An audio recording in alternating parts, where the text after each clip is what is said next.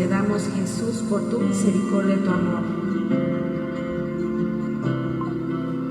Generaciones se postran a adorarle, le cantan al Cordero que venció. Los que nos precedieron y los que en él creerán, le cantarán a aquel que ya venció. Tu nombre es más alto, tu nombre es más grande, tu nombre sobre todo es.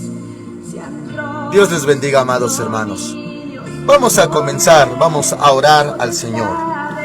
Padre Santo, venimos delante de ti en el nombre de nuestro Señor Jesucristo. Te damos las gracias por ser tan bueno que nos concedes iniciar este nuevo día. Gracias, Señor. Alabamos, bendecimos tu santo nombre. Te rogamos que nos hables en esta mañana con tu Espíritu Santo, nos guíes. Señor, danos sabiduría y nosotros, Señor, te honraremos. Padre, muchas gracias. Recibe todo reconocimiento, toda gratitud de nuestro corazón en el nombre de Cristo Jesús. Amén.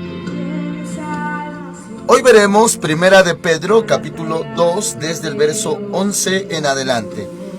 El título de esta transmisión es Abstenerse. Dice así la palabra de Dios. Primera de Pedro 2:11. Amados, yo os ruego como a extranjeros y peregrinos, que os abstengáis de los deseos carnales que batallan contra el alma. Mantened buena vuestra manera de vivir entre los gentiles, para que en lo que murmuran de vosotros como malhechores, glorifiquen a Dios en el día de vuestra visitación, al considerar vuestras buenas obras. Amén.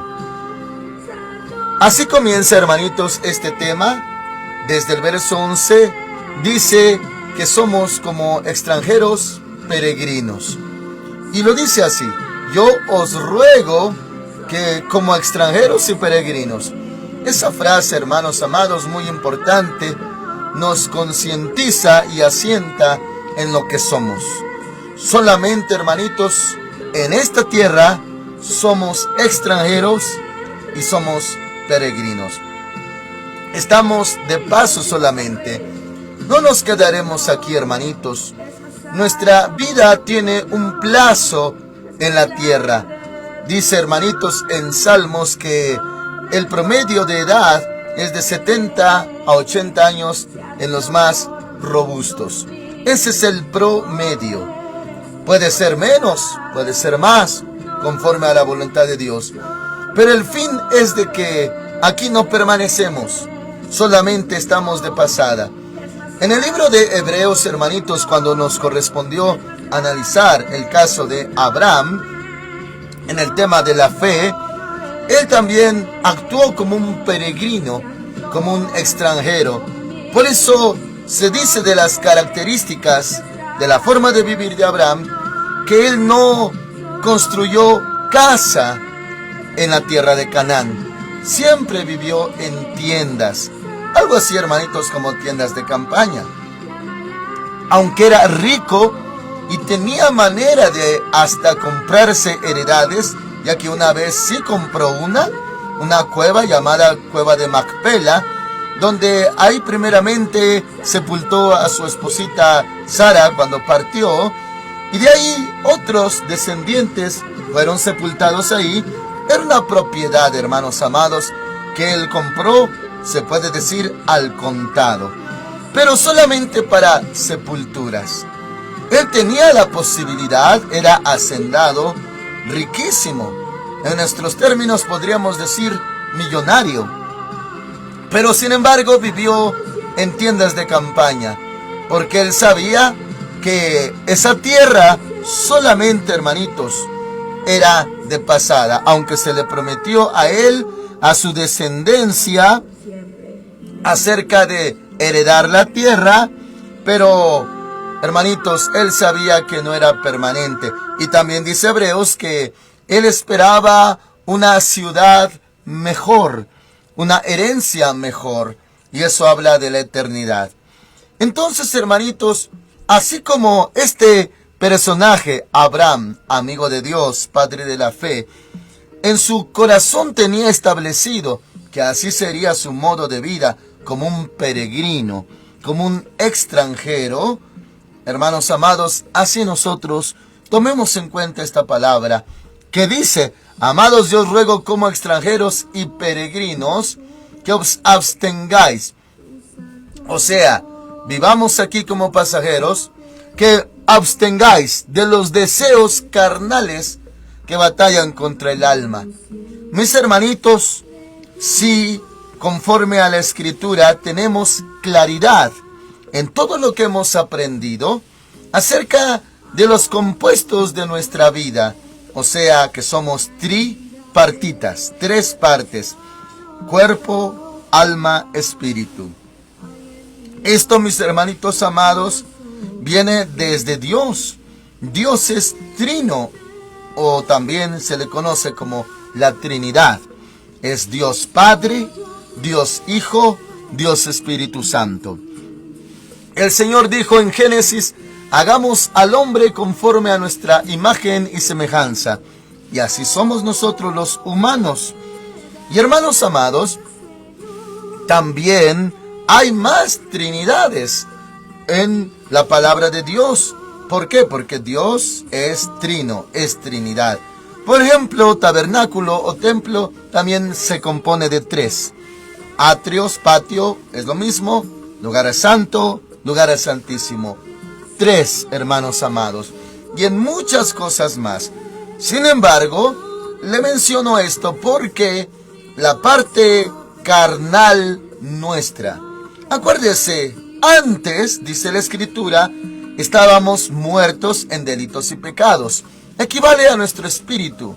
Estaba muerto. Vivía nuestro cuerpo, vivía nuestra alma. Así una personita inconversa, sin Cristo, sin salvación, hermanitos, solamente operan su cuerpo físico y su alma, pero su espíritu está muerto. O podríamos decirlo como si se mantuviera con los ojos cerrados. Cuando viene al conocimiento del Evangelio, se arrepiente de su maldad, recibe a Cristo, cree en Cristo, entonces nace del Espíritu, nace del agua, nace del Espíritu. Por eso la palabra de Dios llama nuevas criaturas a los que ahora son hijos de Dios.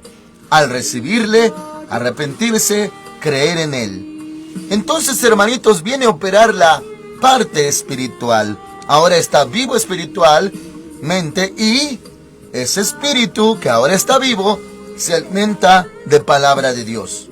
Alaba, adora en espíritu y con entendimiento. Y ahora está vivo. Antes estaba muerto en su área espiritual. Ahora está vivo. Le aclaro esto, mis hermanitos, porque aquí menciona que os abstengáis de los deseos carnales que batallan contra el alma. Mis hermanitos, eso está escrito también en los evangelios, también en las epístolas del apóstol Pablo. Y hablando del Señor Jesús, cuando Él pidió que 3 de sus discípulos lo acompañaran en el Getsemaní, Él los hallaba durmiendo, ¿se acuerda usted? Y Él hizo esta declaración: a la verdad, el espíritu está presto, pero la carne es débil.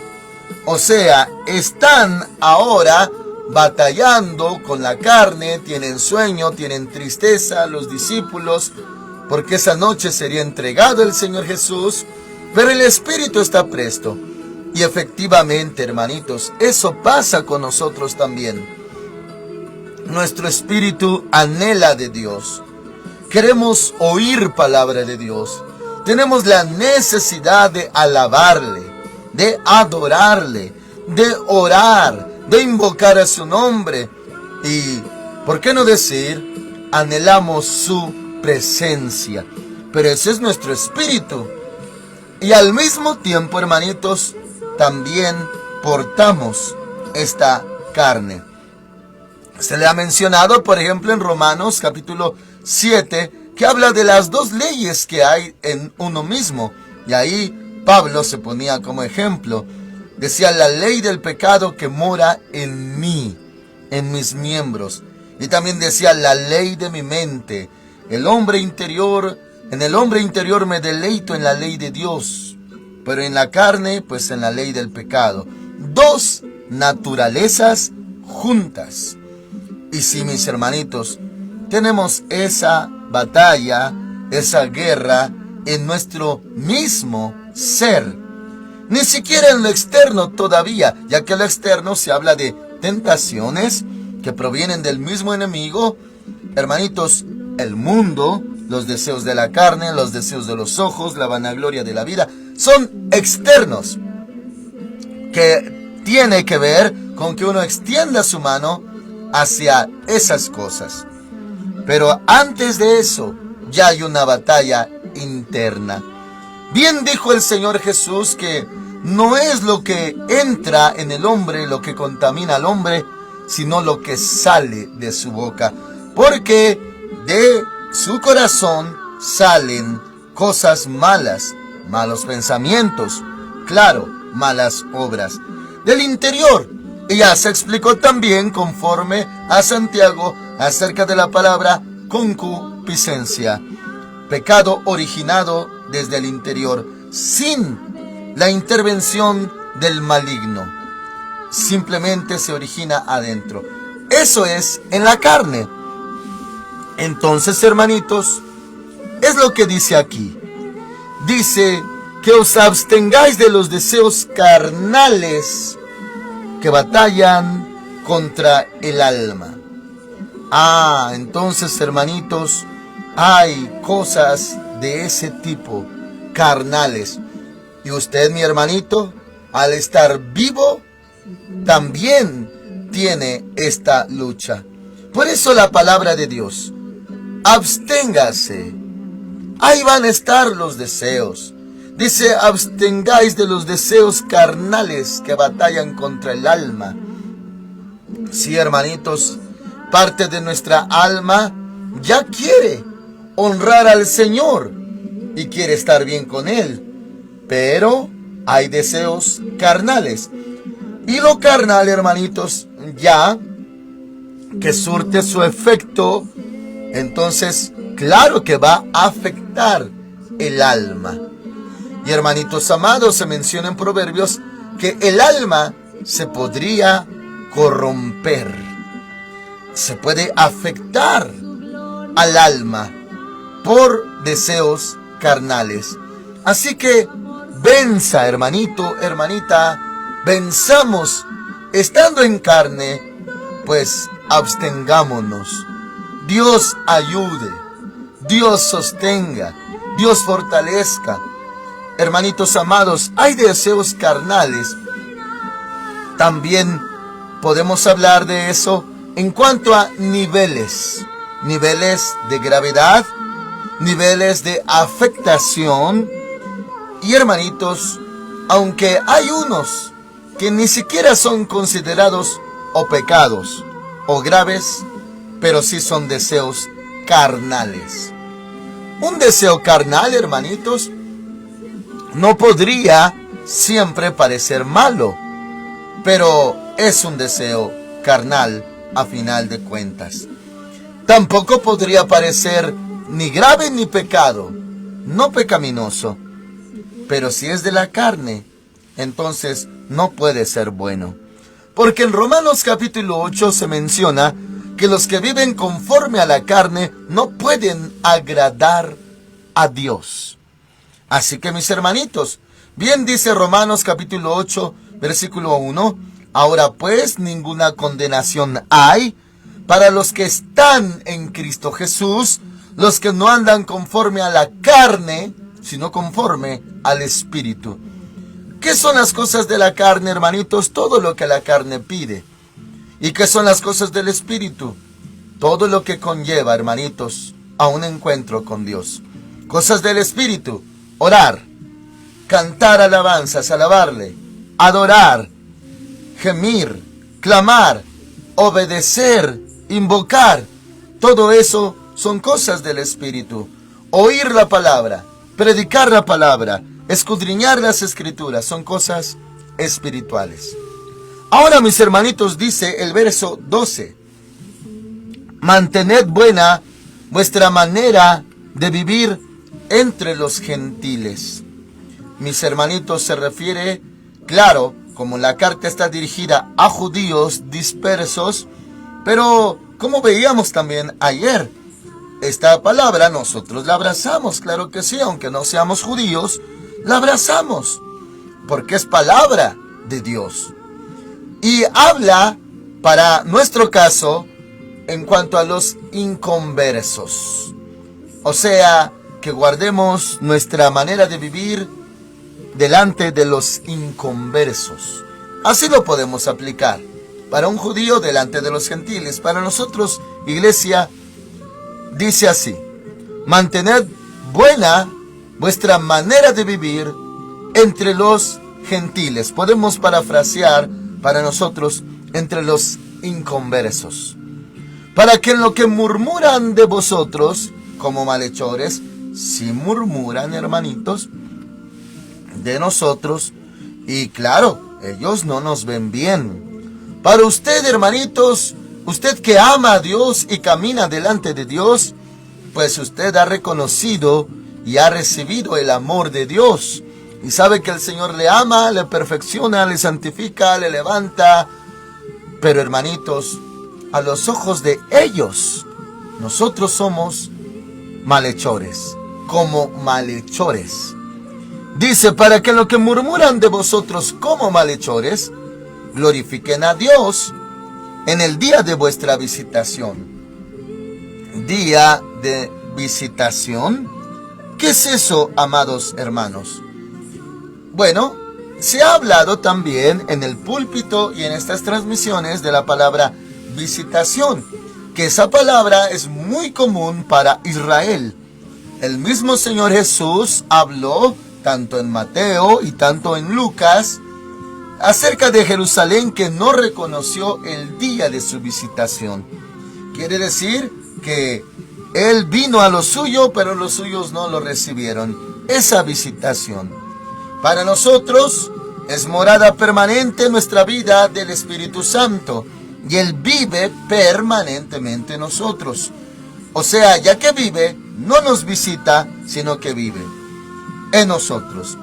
Ya que en los cultos no podemos decir bienvenido Espíritu Santo, como diciendo: esta es mi casa y no es la tuya, pero yo te doy la bienvenida. No, no es nuestra casa, es el templo de Dios, y la casa es de Dios, casa de oración del Señor, y Él es el que nos da la bienvenida a nosotros, a su casa. De ahí Salmo 23, mi copa está rebosando. Rebosando, hermanitos, habla de una bienvenida. No puedo ahondar mucho en este tema. Se ha mencionado, hermanitos, anteriormente. ¿Qué quiere decir mi copa está rebosando? Habla de bienvenida. Muy bien. Entonces, hermanitos, pero aquí va a hablar de la palabra visitación. En el caso de judíos, cristianos y hermanitos amados, sí se menciona esa palabra, visitación. Pero en este contexto, ¿a qué equivale la palabra visitación?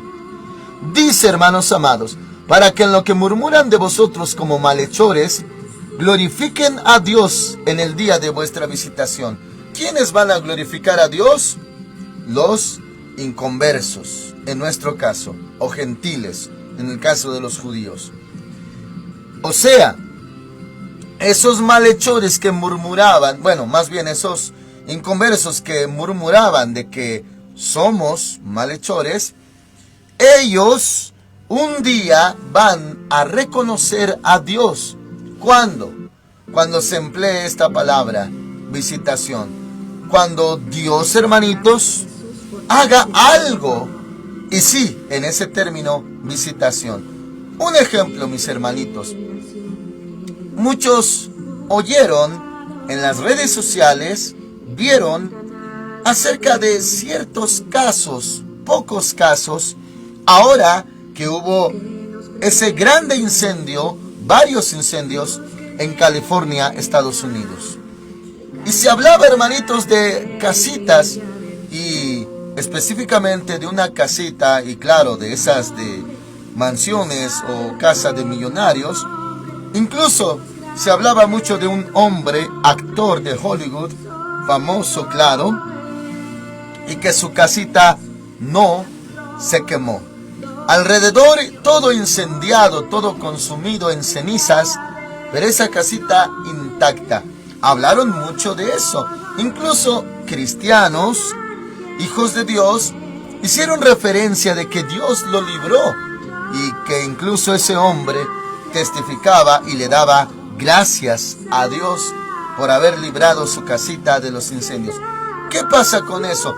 Y con casos así, podríamos llamarle, aplicándolo, visitación. Que Dios se glorificó y que si alguna vez, supongamos que ese hombre fuera cristiano y que amara a Dios, no lo sabemos con certeza, pero si así fuera, que ese actor es un hijo de Dios y que Dios lo librara del incendio, entonces, hermanitos, si alguna vez no lo vieron bien los impíos, inconversos, gentiles, ahora que pasó esto, pues hay un reconocimiento. Su casa no se quemó. Entonces van a glorificar a Dios, aunque en medio de dolor y tantas cosas que hay en los que sí tuvieron pérdida total por el incendio, pero van a reconocer algo pasó ahí y muchos se lo pueden atribuir a Dios. Entonces, algo así se refiere. El día que Dios muestre, haga, obre, y hermanitos, uno sea observado, visto, entonces va a haber un reconocimiento a Dios. Es lo que dice aquí. Le leo todo el 12 para conectar. Mantened buena vuestra manera de vivir entre los gentiles, para que en lo que murmuran de vosotros, como malhechores, glorifiquen a Dios en el día de vuestra visitación, así como ese milagro, hermanitos, de la casa que le menciono, al considerar vuestras buenas obras.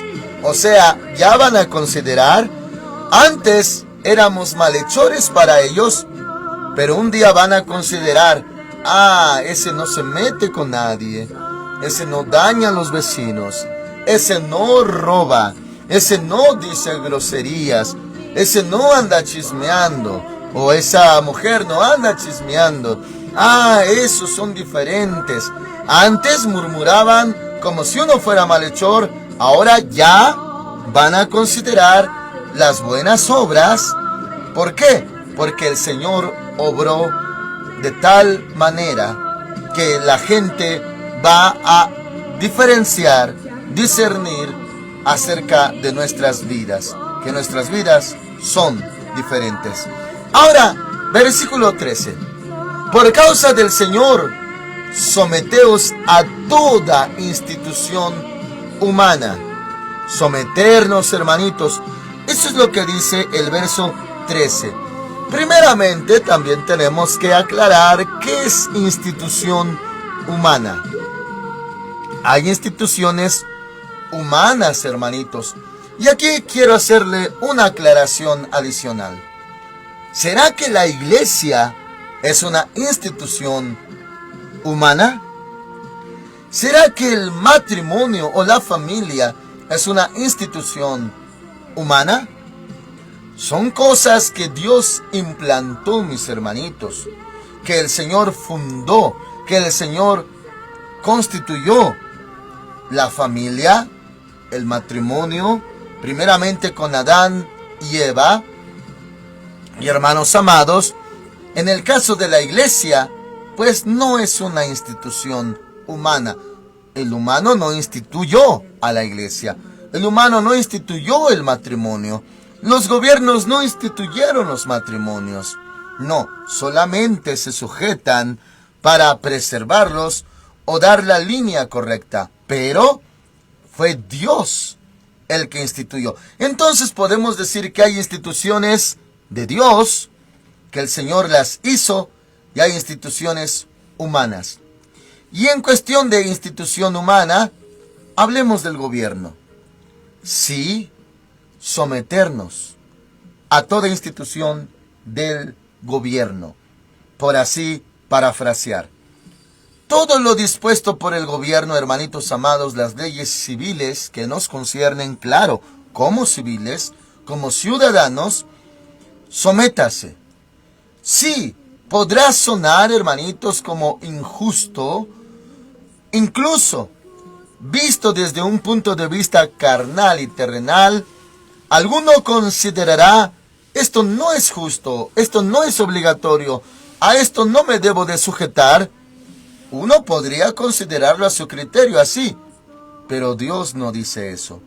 Lo que Dios dice es, sométete, sujétate.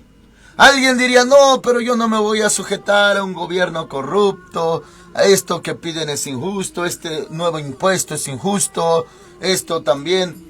Hermanitos, no estamos nosotros para debatir o refutar al gobierno, estamos para someternos. Y si algo fuese injusto, tenemos a alguien arriba del gobierno, que es el Señor Dios Todopoderoso, que pone y quita reyes. Así que está escrito, por causa del Señor someteos a toda institución humana, ya sea al rey, en nuestro caso, presidente, como a superior, y a los gobernadores, como por él enviados, para castigo de los malhechores y alabanza de los que hacen bien. Así que, mis hermanitos, estas mencionadas son las instituciones humanas, el gobierno, mis hermanitos. Ya que hay institución de Dios, que es la familia y la iglesia, claro que sí, pero en este caso, sujetarnos. Les repito el 14, para conectar, y a los gobernantes como por él enviados para castigo de los malhechores y alabanza de los que hacen bien. Es parte de la obra de los gobernantes, hermanitos. Castigo de malhechores, castigar a malhechores y alabar a los que hacen el bien, reconocer a los que son obedientes. Ahora el 15. Esta es la voluntad de Dios, que haciendo bien, ¿cuál bien? Sujetarse a las leyes, sujetarse a los gobernantes. Esta es la voluntad de Dios, que haciendo bien hagáis callar la ignorancia de los hombres insensatos. Esos hombres insensatos que murmuran de nosotros como malhechores, como si lo fuéramos, hermanitos amados, pues con esto se puede hacer callar la ignorancia de ellos, de esos hombres insensatos. Ahora el 16. Actuad como personas libres. Usted sabe que somos libres por la sangre de Cristo. Dice, pero no como los que tienen la libertad como pretexto para hacer lo malo, sino como siervos de Dios. Eso, hermanitos, de tomar esa libertad como pretexto para obrar mal, también se le llama libertinaje. Una cosa es libertad, lo que hoy gozamos en Cristo Jesús, y otra cosa es libertinaje. Eso es libres para hacer lo malo. Libertinaje equivale a eso, que uno actúe libre pero para hacer lo malo. Eso no es correcto, el libertinaje. Dice, pero no como los que tienen la libertad como pretexto para hacer lo malo, sino como siervos de Dios. Los siervos de Dios somos libres en Cristo, pero libres para buenas obras, no para malas obras. Ahora dice, versículo 17, honrad a todos, amad a los hermanos, temed a Dios, honrad al rey. El verso 17, hermanitos, muy importante. Honrad a todos. También decía el apóstol Pablo, al que honra, honra, al que tributo, tributo, al que respeto, respeto. Honrad a todos. Sí, hacer esto. Luego, amad a los hermanos. Ama a tu prójimo como a ti mismo, dijo el Señor. Luego dice, temed a Dios. Sí, mis hermanitos, un temor reverente hacia Dios. Y luego dice, honrad al rey. Se habla del terrenal, no habla del Rey de Reyes. Claro que el Señor con más razón lo adoramos, lo honramos, pero aquí se refiere al presidente, gobernante. Honrad al rey. Sí, hermanitos, eso no habla de política, no habla de derecha, izquierda, no habla de qué partido político es o predomina. No, mis hermanitos, simplemente a la persona. Honrad al rey, pues respetar, hermanos amados, a los gobernantes, reyes, incluso instituciones humanas. Amén. Oramos al Señor. Padre Santo, muchas gracias por tu palabra. Somos extranjeros, somos peregrinos. Señor, estamos en tus manos. Aunque haya inconversos que murmuran de nosotros como si fuésemos malhechores, Señor, tú nos conoces, estamos en tus manos y tú nos has dado tu palabra. Muchas gracias por mis hermanitos. Ayúdalos cada día en esta generación, Señor. Necesitamos de tu gracia para todo esto. Gracias, Señor. Te alabamos, te exaltamos, bendecimos tu santo nombre. En el nombre de Cristo Jesús. Amén. El Señor les bendiga grandemente en este hermoso día, amados hermanos. Amén.